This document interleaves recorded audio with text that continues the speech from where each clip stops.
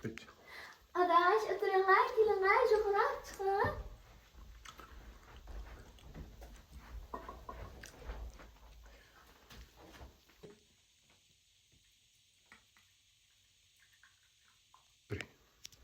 Dostum, çayını içsin.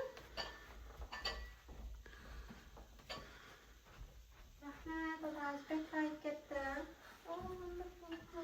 Adaş, bu çiğamına gece bir çıraylık boptu. Ne bilen saldın işine? Ben çay doğrusu, reyhan, örük öçini, laçında ne kuştum? Koydu. Aşağı iyileştirip birlik kıp sende.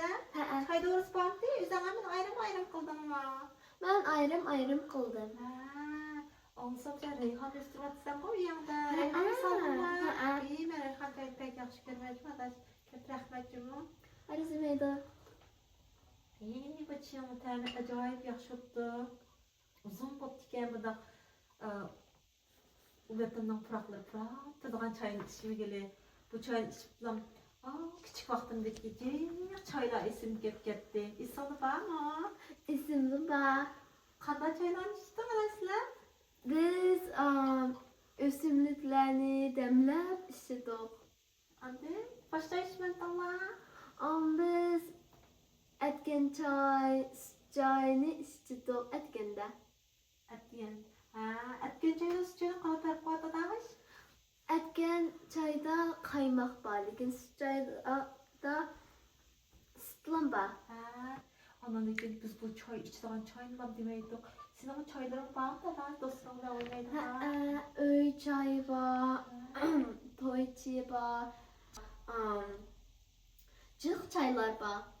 Cık çaylar var. Toylarda küçük çay, çoğun çay da meşreplerden çay bulardı. Onlarımızdan çayları bulardı. Mel diye meşrep oynayıp vermeden çay oynaydı. Acayip kömürlü çalardı ya. Sen küçük vaxtında bu da öylekiler çay koyğanda çayını qana qo'yishni o'rgatganmiding?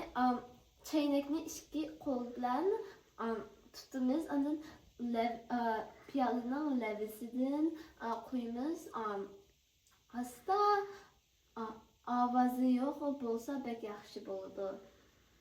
Ondan chiroyli pokiz piyolada qo'yamiz. Dog' bo'lsa bo'lmaydi, buzilib qolsa bo'lmaydi. Nima buzilib qolsa bo'lmaydi da? Ayniki.